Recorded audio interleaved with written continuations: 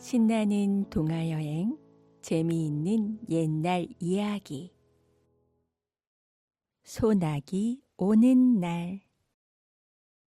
옛날에 한 약재 장수가 있었어요. 그는 늙도록 혼자 살면서 자식과 집도 없이 약재상을 떠돌아다니며 숙식을 해결했습니다. 그러던 어느 날 약재상 근처로 임금의 행차가 지나가는데 갑자기 장대비가 쏟아졌어요. 행차를 구경하러 모인 사람들이 비를 피해서 약재상의 방과 처마 밑으로 몰려들었죠.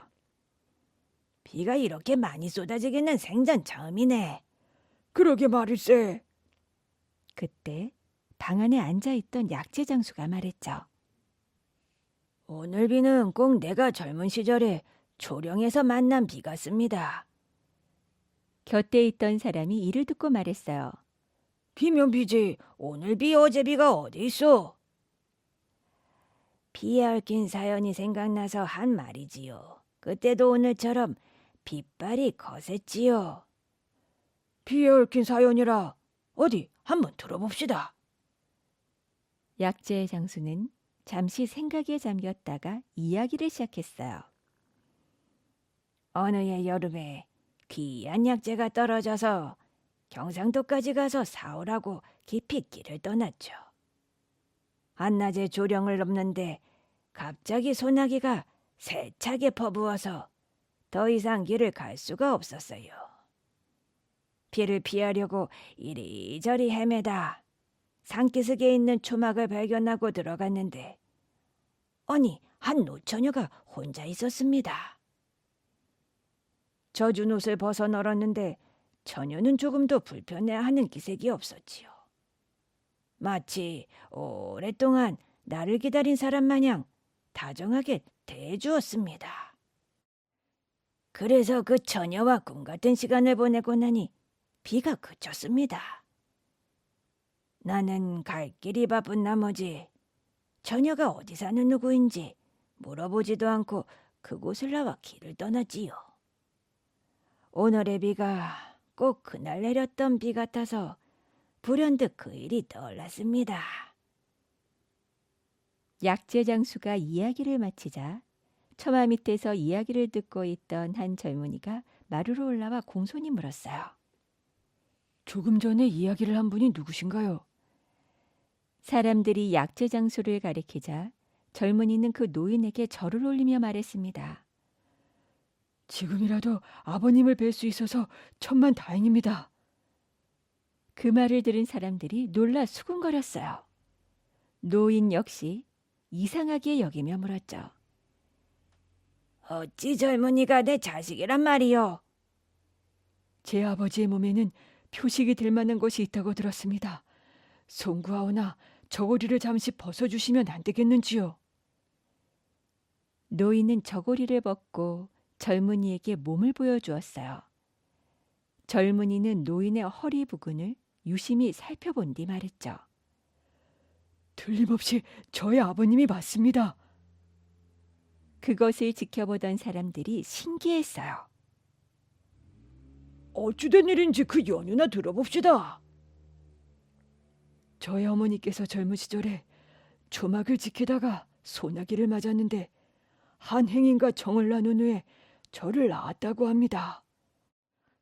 제가 자라면서 아버지가 안 계시는 것을 이상하게 여겨 어머니께 자세히 여쭈어보았지요.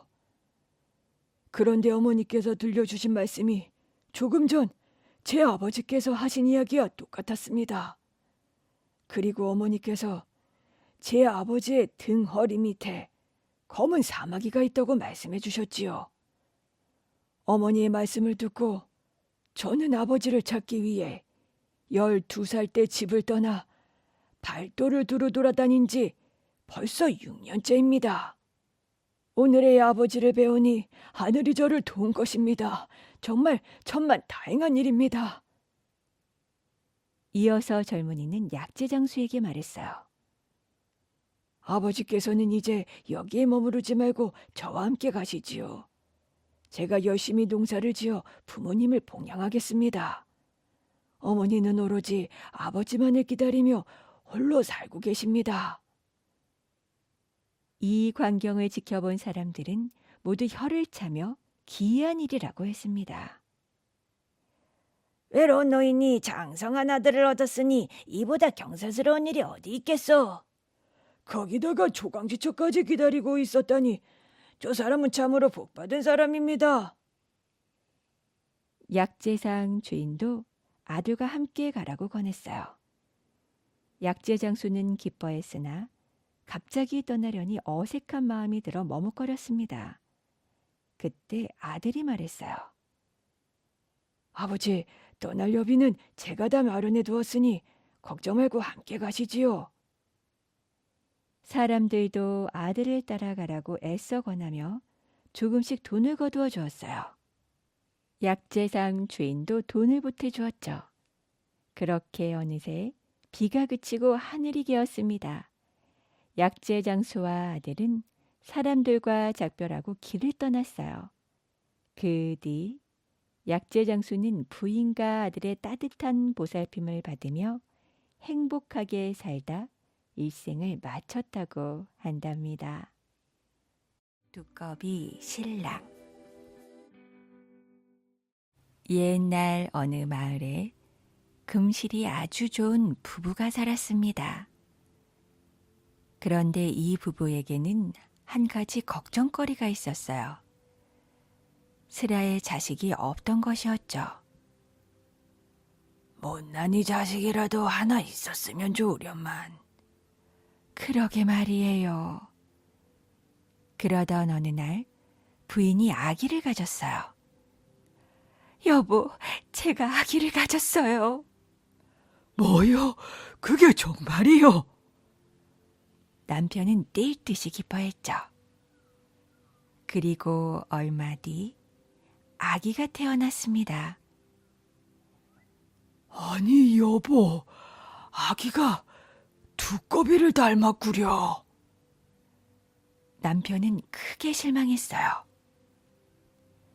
못난이라도 좋으니 자식이 있었으면 좋겠다고 하지 않으셨어요. 아무리 못났더라도 이 아기는 우리 자식이에요.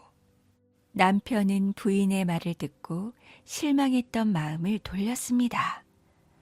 당신 말이 맞소.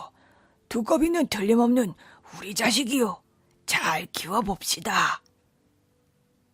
하지만 마을 사람들은 아기를 보고는 모두 뒤에서 수군거렸습니다. 아이고, 아기가 꼭 두꺼비 같아요. 두꺼비 같은 게 아니라 틀림없는 두꺼비예요. 두꺼비는 무럭무럭 자랐습니다. 하지만 두꺼비는 자라면서 점점 더 놀림감이 되었어요. 두꺼봐, 너 연못 속에서 나가서 놀아. 두꺼비가 사람 옷을 입고 사람 흉내를 내네. 마을 아이들은 아무도 두꺼비를 친구로 생각하지 않았죠. 하지만 두꺼비는 화를 내지 않았습니다. 마을 사람들은 그런 두꺼비를 기특하게 생각했어요. 두꺼비가 생긴 건 흉해도 마음은 아주 착해요. 그래요. 아무리 놀려도 화를 내는 걸 못 봤어요. 그러던 어느 날 두꺼비는 아버지 앞에 와서 무릎을 꿇고 말했어요. 아버님, 공부를 하고 싶습니다. 저를 글방에 보내주세요. 아버지는 그 말을 듣고 몹시 난처했어요. 두꺼비를 글방에 보내면 또 한 번 웃음거리가 될 것 같았죠. 얘야, 글을 배운다고 무슨 소용이 있겠니? 아버님, 사내 대장부로 태어나 큰일을 하려면 글 공부를 해야 합니다. 열심히 공부해서 큰 인물이 되겠습니다. 아버지는 두꺼비에게 무슨 말을 해야 할지 몰랐어요. 아버님, 저는 꼭 글 공부를 하겠습니다. 하지만 아버지는 쉽게 결정을 내리지 못했어요. 두꺼비는 그런 아버지가 답답하기만 했죠. 아버님이 보내주시지 않는다면 제가 훈장님을 찾아가겠습니다. 두꺼비는 아버지 앞을 물러나와 혼자 훈장님을 찾아갔습니다. 두꺼비는 훈장님께 공손히 인사를 올리고 말했어요. 훈장님, 글 공부를 하고 싶어서 왔습니다. 저에게도 글을 가르쳐 주십시오. 그래, 좋아, 잘 생각했다. 두꺼비도 공부를 해야지. 훈장님은 두꺼비의 정을 쾌히 들어주셨어요. 고맙습니다, 훈장님. 그날부터 두꺼비는 글 공부를 시작했어요. 하루도 빠짐없이 두꺼비는 글을 읽었습니다. 두꺼비는 하나를 가르치면 열을 알아듣는 재주가 있었죠. 훈장님은 두꺼비의 그런 재주에 무척 놀랐어요. 두꺼봐, 네 재주가 비상하구나. 이제 내가 가르칠 것이 없겠어. 아닙니다. 모든 것이 훈장님의 덕분이에요. 그러던 어느 날 훈장님이 두꺼비에게 말씀하셨어요. 너는 이제 내게서 배울 것이 없다. 다른 스승을 찾아가거라. 두꺼비는 훈장님께 큰 절을 올렸습니다. 훈장님, 그동안 감사했습니다. 안녕히 계십시오. 그래, 잘 가거라. 다음 날 두꺼비가 아버지에게 말했어요. 아버님, 이제부터는 무술을 배우려고 합니다. 아버지는 이제 두꺼비가 하는 일을 막을 수가 없었습니다. 그래, 네 뜻이 그렇다면 그렇게 하도록 해라. 그렇게 해서 두꺼비는 산속에서 무술을 가르친다는 유명한 도사님을 찾아 집을 떠났어요. 산에 도착한 두꺼비는 도사님께 절을 하고 용건을 말했죠. 무술을 배우러 왔습니다. 그래, 좋다. 열심히 배우도록 하여라. 하지만 도사님이 자리를 뜨자 제자들은 새로운 두꺼비를 나무에 묶어놓고 괴롭히기 시작했어요. 이러지 말고 날 풀어줘. 제자들은 두꺼비를 때리며 조롱했죠. 두꺼비 주제에 무술을 배워서 뭘 하느냐? 두꺼비가 말을 타면 참 볼만하겠다. 하지만 두꺼비는 아무 대꾸도 하지 않고 잠자코 있었어요. 다음 날 무술 훈련이 시작되었죠. 오늘은 활쏘기다. 관역은 저 앞산의 바위다. 도사님의 말씀에 따라 제자들은 한 사람씩 나서서 활을 쏘기 시작했죠. 하지만 화살은 모두 앞산에 반도 못 미쳤어요. 화살에 힘이 없구나. 이번엔 두꺼비가 쏘아보아라. 네, 두꺼비는 힘껏 활시위를 당겼어요. 두꺼비가 활시위를 놓자 화살은 쌩 하는 소리와 함께 허공을 갈러 앞산의 바위 한가운데에 꽂혔습니다. 저 녀석 왜 저렇게 힘이 세? 제자들은 놀라 입을 다물지 못했어요.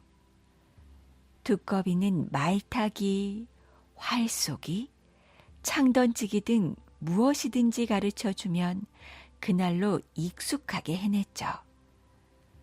두꺼비의 무술 솜씨는 날마다 늘었습니다.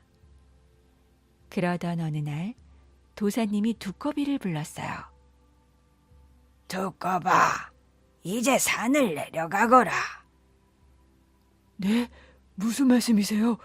왜 절더러 산을 내려가라 하십니까? 너는 이 산에서 더 이상 배울 것이 없느니라. 두꺼비는 산을 떠나 집으로 돌아왔어요. 아버님, 어머님, 그동안 안녕하셨는지요? 그래. 무술을 많이 배웠느냐? 아버지는 오랜만에 만나보는 아들이 대견스러웠어요. 네, 열심히 배웠습니다. 그럼 이제 배울 것이 없겠구나. 아닙니다, 아버님. 아직도 배울 것이 또 남아 있습니다.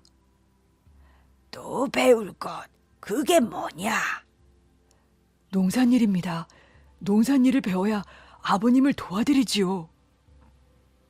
집으로 돌아온 두꺼비는 아버지를 도우며 열심히 농산일을 배웠어요.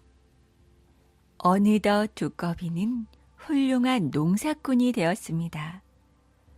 아버님, 이젠 농산일이 힘든 줄 모르겠습니다. 그래, 너는 이제 어디에 내놓아도 빠지지 않는 어엿한 농사꾼이다. 그런데 아버님, 또 배울 게 있습니다. 뭘 또 배울 게 있단 말이냐? 아버지는 무엇이고 자꾸 배우려고 하는 아들이 기특하기만 했어요. 아버님, 이번엔 노젓는 일을 배워서 뱃사공이 되어보겠습니다. 뱃사공. 좋다. 그러려무나. 두꺼비는 뱃사공이 되어 마을 사람들과 짐을 안전하게 실어다 주었어요. 사람들은 그런 두꺼비를 입이 마르도록 칭찬했죠. 그러던 어느 날 두꺼비는 아버지와 어머니를 모셔놓고 말했습니다. 아버님, 어머님, 이제 저도 장가를 들어서 아버님, 어머님께 효도를 하려고 합니다. 말은 기특했지만 아버지 어머니는 걱정이 앞섰어요. 두꺼비에게 시집올 처녀가 있을 것 같지 않았기 때문이었죠. 아버님, 최진사 어른께 말씀드려 보세요. 뭐, 최진사에게. 네, 그 댁엔 딸이 셋이나 있지 않습니까? 아버지는 두꺼비의 간청에 못 이겨 마침내 최진사를 찾아갔습니다. 두꺼비 아버지와 최진사는 오랜 친구 사이였어요. 두꺼비 아버지는 최진사에게 사실 이야기를 했죠. 우리 딸들에게 한번 물어보세. 난처해진 최진사는 직접 딸들을 불러 물어보았습니다. 하지만 첫째 딸도 둘째 딸도 모두 두꺼비의 색시가 되기는 싫다고 말했죠. 최진사는 끝으로 셋째 딸에게 물었어요. 네가 시집을 가겠느냐? 네, 저마저 거절한다면 아버님이 친구 사이의 정을 저버리는 것이 되지 않습니까? 셋째 딸은 참으로 효성스러웠어요. 아버지의 우정에 금이 갈까봐 두꺼비와의 혼인을 승낙한 것이었습니다. 고맙다. 너의 요성이 갸륵하구나. 최진사는 그런 셋째 딸이 사랑스러웠어요. 마침내 최진사의 셋째 딸과 두꺼비의 혼인날이 되었죠. 어쩌면 색시가 저리 고울까. 꼭 하늘나라에서 금방 내려온 선녀 같아요. 아휴, 정말 아까워요. 저런 처녀가 두꺼비의 색시가 되다니. 가엾기도 해라. 혼례식에 온 사람들은 남자나 여자나 모두 색시를 칭찬하며 아깝게 생각했습니다. 그렇게 혼례식이 끝나고 며칠 뒤였습니다. 두꺼비가 부모님과 색시에게 말했죠. 아버님, 어머님, 한양에 다녀오겠습니다. 무슨 일로 한양에 가려느냐? 아버지가 물었어요. 아버님, 과거를 보려 합니다. 그 말에 아버지는 또 한숨이 나왔죠. 두꺼비가 과거를 본다면 사람들이 얼마나 비웃을까 걱정이 눈앞을 가렸어요. 아버님, 과거에 급제해서 백성들을 위해 큰일을 하겠습니다.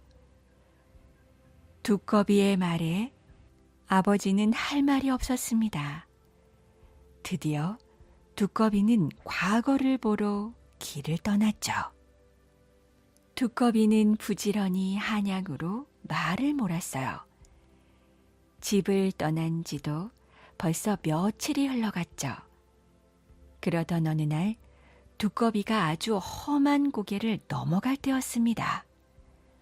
개 섞어라! 갑자기 고함 소리가 들리더니 험상궂게 생긴 사람들이 나타나 두꺼비 앞을 가로막았죠. 어디로 가는 놈이냐? 한양으로 과거를 보러 가는 사람이요. 아, 노자가 두둑한 선비란 말이지. 바로 그때 한 사나이가 두꺼비를 가리키며 말했어요. 저건 두꺼비 아니야? 뭐, 두꺼비? 사나이들은 신기한 듯 두꺼비를 바라보았죠. 그러더니 큰 소리로 웃기 시작했습니다. 두꺼비가 과거를 보러 간다고? 사나이들은 웃음을 참지 못하며 소리쳤어요. 야, 이 두꺼비 놈아, 어서 가진 걸 다 내놓지 못할까? 두꺼비는 천천히 말에서 내렸습니다. 니놈들은 산적들이로구나. 버릇을 고쳐주겠다. 두꺼비는 칼을 빼었습니다. 두꺼비의 칼이 번개처럼 호공을 갈랐죠. 그리고 잠시 뒤 산적들은 모두 땅에 쓰러지고 말았어요. 두꺼비는 다시 길을 떠났습니다. 며칠 뒤 두꺼비는 한양에 도착했죠. 두꺼비가 한양거리로 들어오자 사람들은 모두 두꺼비를 보고 웃기 시작했어요. 허허, 두꺼비가 가질 쓰고 말을 타네. 제법 의젓하구먼. 저렇게 하고 어딜 가는 길일까? 과거를 보러 가나? 사람들은 재미있다는 듯 손가락질을 하며 뒤를 따라왔죠. 그래도 두꺼비는 조금도 화를 내지 않고 묵묵히 과거 시험장으로 말을 몰았습니다. 그래, 꼭 장원 급제하리라.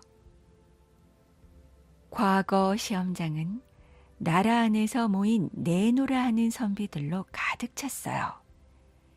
여기서도 두꺼비는 사람들의 따가운 눈총을 받았죠. 점잖은 선비들이라 놀려대진 않았지만 두꺼비를 볼 때마다 모두 눈살을 찌푸렸습니다. 드디어 시험이 다 끝나고 합격자 발표가 있었어요. 장원 두꺼비. 사람들은 깜짝 놀랐습니다. 뭐?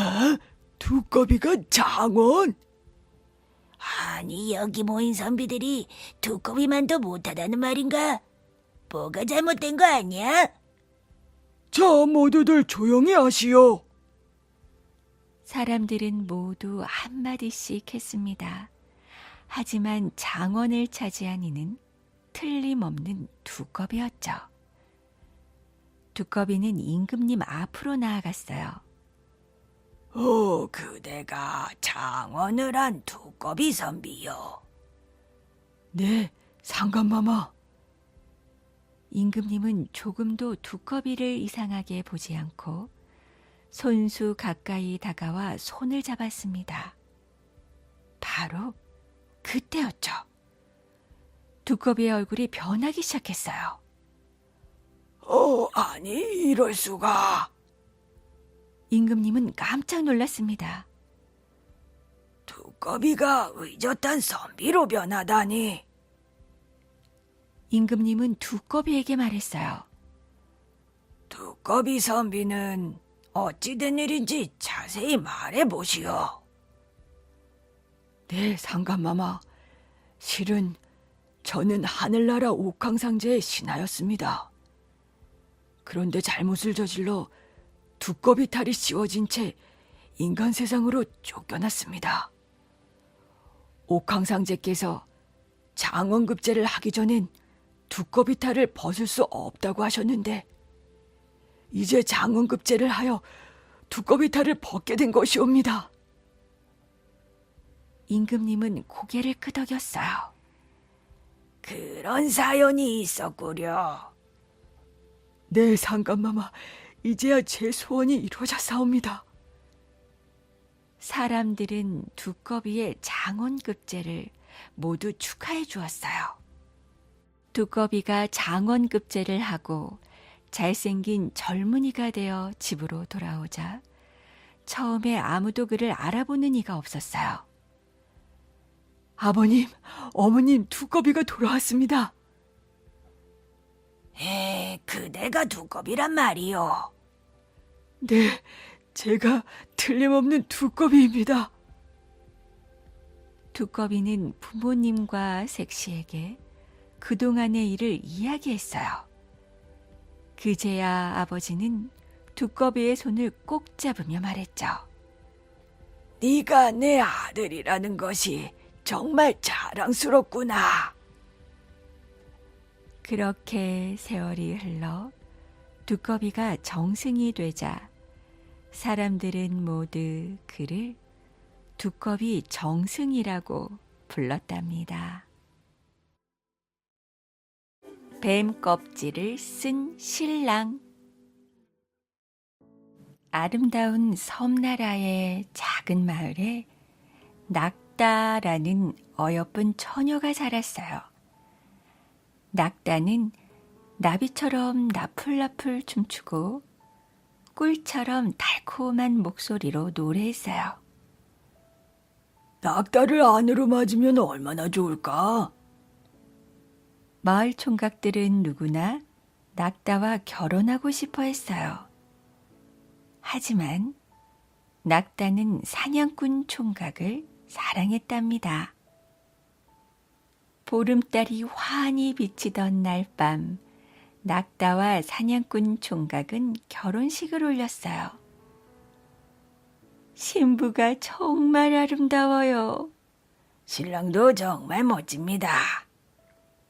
마을 사람들은 밤새 춤을 추며 축복해 주었어요. 보름달도 신랑과 신부를 향해 방긋 웃어주었죠. 낙다와 사냥꾼은 정말 행복했어요. 여보, 곧 태어날 우리 아기를 위해서 짐승을 더 많이 잡아야겠어. 어느 날 사냥꾼은 사냥을 떠났어요. 깊은 숲속으로 들어간 사냥꾼은 살그머니 다가온 뱀을 보지 못했답니다. 사냥꾼은 강한 독을 가진 뱀에게 물려 쓰러졌어요.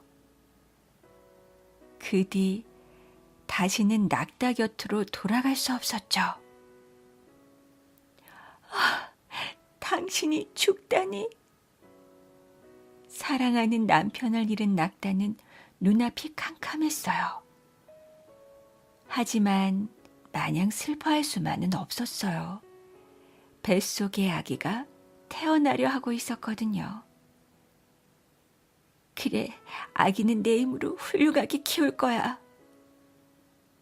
낙타는 마음을 굳게 먹고 아기 낳을 준비를 했답니다. 그런데 낙타가 고통을 참으며 힘들게 낳은 아기가 놀랍게도 뱀 껍질을 쓰고 있었어요. 징그러워. 이 아기를 내다 버립시다. 뱀의 저주를 받은 게 틀림이 없어요. 마을 사람들이 입을 모아 말했어요. 안 돼요. 이 아기는 남편의 마지막 선물이에요. 낙타는 눈물을 흘리며 아기를 감싸 안았어요. 그 뒤 낙타는 사랑과 정성으로 아기를 키웠어요. 아기는 무럭무럭 잘 자라서 청년이 되었죠. 하지만 낮에는 징그러운 뱀 껍질을 쓴 모습으로, 밤에는 잘생긴 청년의 모습으로 살아야 했어요. 내가 죽으면 혼자서 얼마나 쓸쓸할까. 낙타는 더 나이 들기 전에 아들을 마음씨 고운 처녀와 결혼시키고 싶었어요.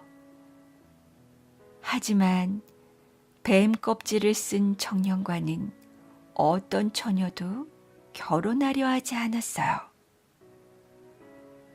낙타는 오랫동안 생각한 끝에 마을에서 가장 뛰어난 마법사를 찾아갔어요. 마법사는 눈을 감은 채 한참 동안 말이 없었어요. 그리고 마침내 마법사가 빙그레 웃으며 말했어요. 아름다운 낙타, 걱정 마라. 내가 네 아들의 신부를 찾아주마. 마땅한 처녀를 고르는 동안 네 아들을 숲으로 보내서 사냥을 하게 해라.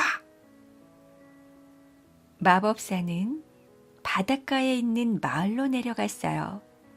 예쁘고 마음씨 고운 처녀를 찾기 위해서였죠. 마침내 마법사는 잘다라는 어여쁜 처녀를 찾아냈어요. 숲에 가면 아담한 집이 한 채 있을 거요. 그 집에 오는 손님을 잘 대접해주면 너한테 그 집을 선물로 주겠소. 마법사의 말에 가난한 잘다는 무척 기뻤답니다. 그렇게 해서 잘다는 숲속 집으로 가서 살게 되었어요. 며칠이 지나자 징그러운 뱀 껍질을 쓴 남자가 찾아왔죠. 사냥 중인데 먹을 것을 얻을 수 있을까요? 잘다는 깜짝 놀랐지만 곧 마법사와 한 약속을 떠올렸어요. 마음씨 고운 잘다는 뱀 껍질을 쓴 남자에게 맛있는 식사를 대접했죠. 뱀 껍질을 쓴 남자는 사냥을 나올 때마다 잘다를 만나러 왔어요. 잘다는 이제 남자가 징그럽지 않았죠. 오늘도 함께 식사할 수 있을까요? 그럼요. 언제든지 오세요. 잘다와 뱀 껍질을 쓴 남자는 점점 가까워졌어요. 잘다는 날마다 찾아오는 남자 덕분에 외롭지 않았죠. 그러던 어느 날 해가 뉘엿뉘엿 기울어 갈 때까지 뱀 껍질을 쓴 남자가 나타나지 않는 거예요. 잘다는 계곡에도 가보고 숲에도 가보았어요. 하지만 그 남자를 찾을 수 없었답니다. 좋은 친구가 생겼다고 생각했는데 잘다는 터덜터덜 집으로 돌아왔어요. 날이 어두워졌어요. 그런데 집에서는 놀라운 일이 기다리고 있었죠. 오늘 밤 여기에서 묵고 가도 될까요? 처음 보는 잘생긴 청년이 물었어요. 잘다는 마법사와 약속한 대로 손님을 반겼어요. 그날 저녁은 정말 즐거웠죠. 잘다와 잘생긴 청년은 저녁 식사를 한 다음 도란도란 이야기꽃을 피웠답니다. 다음 날 아침 어느새 청년은 사라지고 없었어요. 내가 꿈을 꾼 걸까? 잘다는 혼자 있는 것이 쓸쓸해서 마을로 내려갔다가 마법사를 만났어요. 밤이 되면 잘생긴 청년이 다시 찾아올 게야. 청년이 잠들거든 문 밖에 놓인 뱀 껍질을 불에 태워버려라. 알겠지? 잘다는 마법사의 말을 귀담아 들었어요.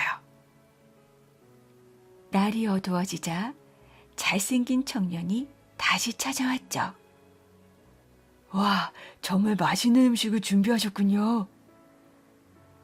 청년이 맛있게 식사를 하고 잠들자 잘다는 살며시 밖으로 나갔어요. 마법사의 말대로 문 밖에는 뱀 껍질이 있었죠.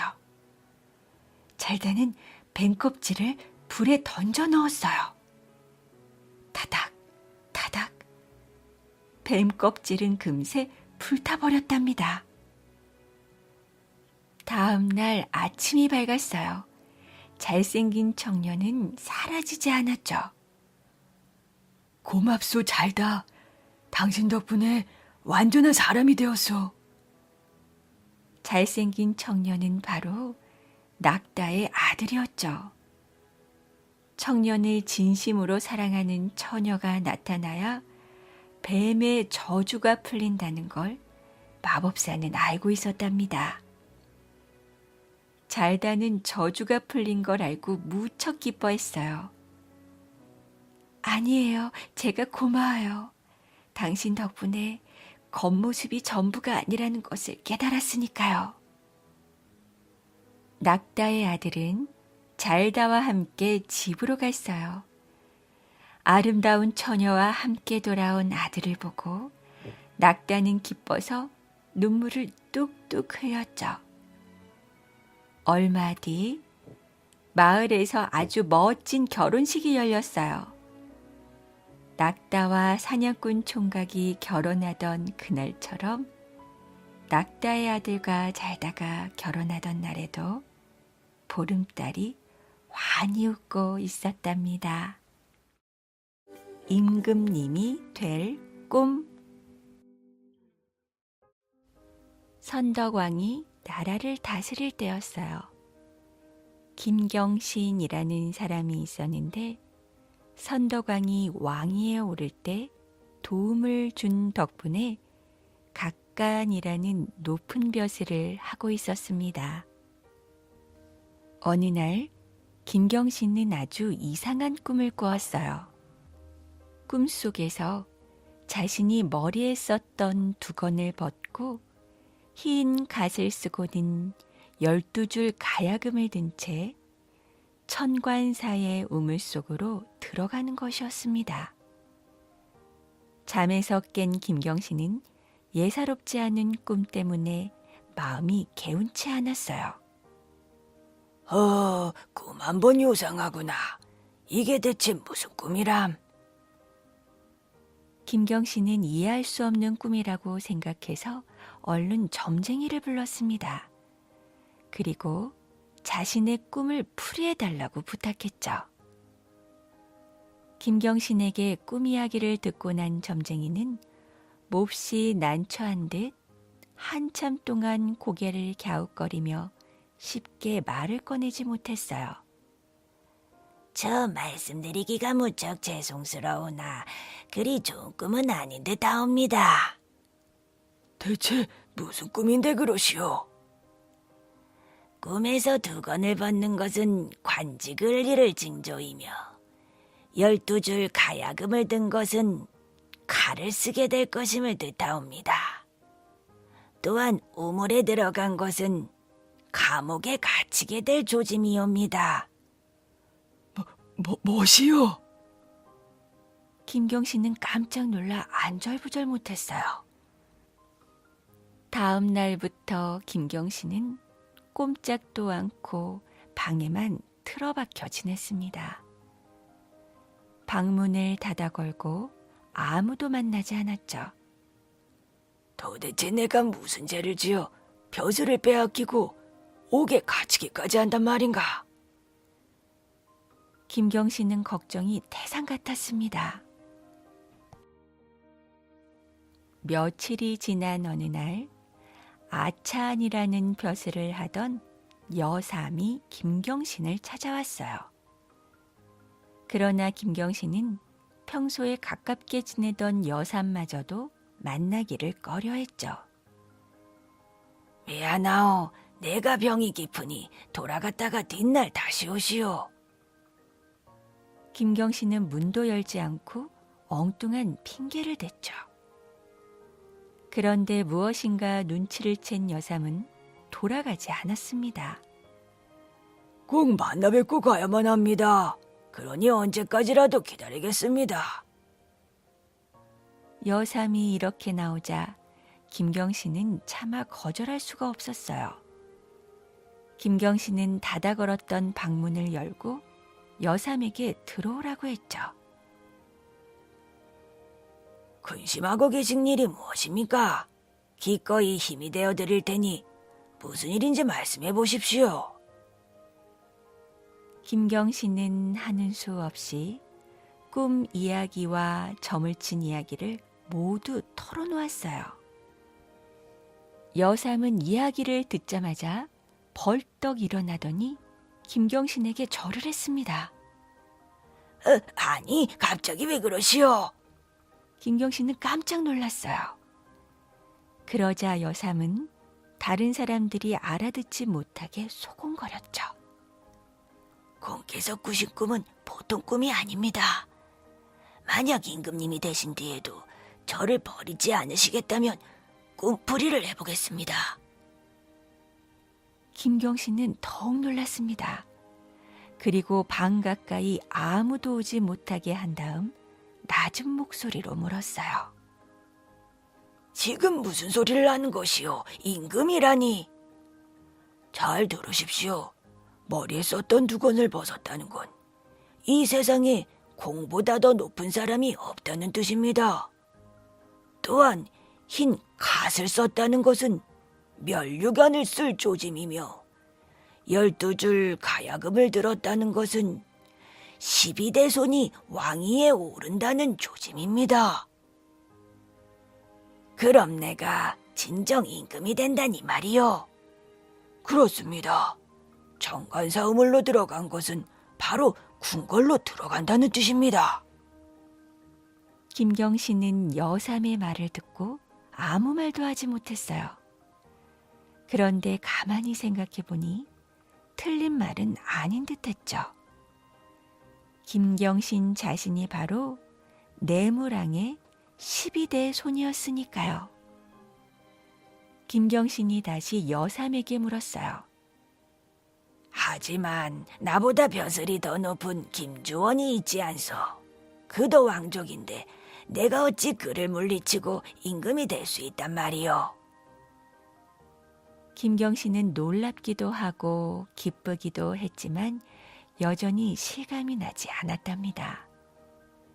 그러자 여삼이 목소리를 낮추어 말했어요. 너무 염려 마십시오. 아무도 모르게 북천신에게 제사를 지내면 될 것입니다. 여삼은 그렇게 대답하고 돌아갔습니다. 김경신은 여삼이 돌아간 뒤에 곰곰이 생각했어요. 아무런 힘도 없는 내가 나보다 윗자리에 있는 왕족을 물리치고 임금이 된다고? 혹시 여삼이 내 걱정을 덜어주려고 지어낸 말은 아닐까? 하지만 여삼은 그렇게 괜한 말을 할 사람은 아닌데. 이런저런 생각에 잠겨 있던 김경신은 결국 여삼의 말을 따르기로 했습니다. 김경신은 밤이 깊어지자 살며시 밖으로 나가 북천으로 향했어요. 그러고는 온갖 정성을 다해 북천신에게 제사를 올렸습니다. 그러던 어느 날이었어요. 선덕왕이 갑작스럽게 세상을 떠났습니다. 여삼이 풀이한 것이 맞는다면 이제 김경신이 왕이 되어야 할 차례였죠. 하지만 궁궐에서는 김주원을 왕으로 맞아들이려고 했어요. 마땅히 김주원 어른께서 왕위를 이으셔야 하오. 그렇소. 여러 왕족들 가운데 가장 벼슬이 높으니 그게 이치에 맞는 일 아니겠소. 어서 사람을 시켜 김주원 어른을 궁궐로 모십시다. 그 말을 전해 들은 김경신은 실망했어요. 그런데 바로 그 다음 날이었습니다. 김경신에게 궁궐에서 뜻밖의 소식이 날아들었어요. 서둘러 궁궐로 들어오셔서 왕위를 이으시옵소서. 무슨 소리요? 김주원 어른께서 왕위를 잇기로 했다면서 어찌 내게 궁궐로 들어오라는 것이오? 어찌된 일인지 지난밤에 갑자기 북천 냇물이 크게 불어나 김주원 어른께서 건너지 못하신다고 합니다. 김주원은 북천 북쪽에 살고 있었습니다.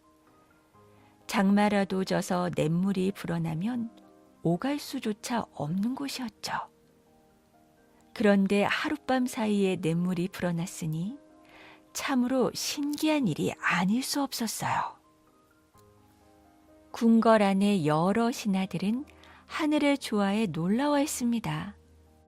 임금이라는 자리는 실로 사람의 마음대로 할 수 없는 곳이오. 북천 냇물이 불어나서 김주원 어른을 막았으니 이는 틀림없이 하늘이 그분을 임금으로 세우지 않으려는 뜻인 것 같소. 그렇습니다. 김경신 어른 또한 덕망이 높으니 임금이 될 만한 자질이 있소이다. 서둘러 김경신 어른을 모셔 왕위를 잇게 해야 하오. 냇물이 불어난 것을 하늘의 뜻이라고 여긴 신하들이 급히 김경신에게 전가를 보냈던 것이죠. 곧 김경신은 궁궐로 들어가 신라의 38대 왕이 되었습니다. 그가 바로 원성왕입니다. 원성왕은 왕이 된 뒤 자신의 꿈을 풀어준 여삼을 찾았어요. 하지만 안타깝게도 여삼은 이미 세상을 뜨고 말았죠. 원성왕은 대신 그의 가족들을 궁궐로 불러들이고 높은 벼슬을 내려 여삼과 했던 약속을 지켰답니다. 이 이야기는 신라 제48대 경문왕의 이야기랍니다. 경문왕의 본래 이름은 응념이고 18살에 국선이 되었어요. 응념이 20대가 되었을 때 당시 신라를 다스리던 헌왕왕이 큰 잔치를 열고 응념을 불렀죠. 그대는 국선이 되어 여러 곳을 두루 다니며 무엇을 보았는가? 행실이 아름다운 세 사람을 보았습니다. 오, 어떤 사람들인가? 첫 번째는 남보다 위에 있으면서도 겸손한 사람입니다. 두 번째는 대단한 부자이면서도 검소한 사람이지요. 세 번째는 권세가 있으면서도 함부로 위세를 부리지 않는 사람입니다. 헌왕왕은 응념의 대답을 듣고 빙그레 웃었어요. 그대는 참 어진 사람이로구나. 내게 딸이 둘 있는데 딸 하나를 그대에게 아내로 주고 싶네. 응념은 자리에서 물러나 부모님께 말씀드렸습니다. 부모님은 응념에게 못생긴 첫째 공주보다 예쁜 둘째 공주를 아내로 맞으라고 권했어요. 때마침 범교 스님이 소문을 듣고 찾아와 이렇게 말했죠. 첫째 공주님을 아내로 맞으시면 좋은 일이 생기실 것입니다. 그렇게 해서 결국 응념은 범교 스님의 말에 따라 첫째 공주와 혼인을 하였어요. 응념이 첫째 공주와 혼인한 지 석 달 뒤 헌왕왕은 병에 걸려 세상을 떠났습니다. 헌왕왕에게는 뒤를 이을 아들이 없었어요. 그래서 사위인 응념이 왕위에 올라 제48대 경문왕이 되었죠. 그런데 이게 웬일일까요? 경문왕의 기가 갑자기 당나귀 기처럼 길어지지 않겠어요.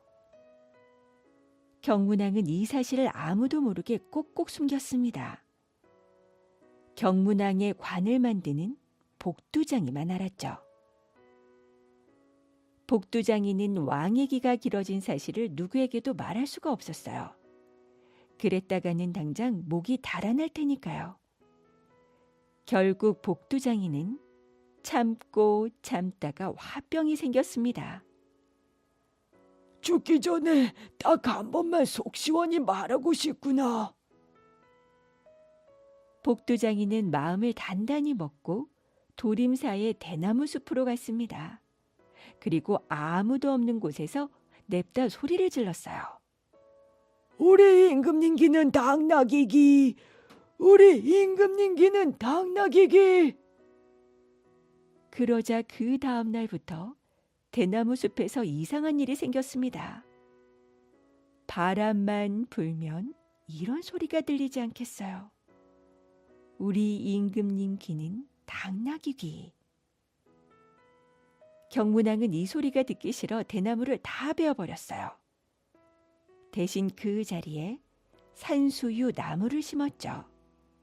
그러자 임금님 귀는 당나귀 귀라는 말 대신 임금님 귀는 길다는 소리만 들려왔답니다.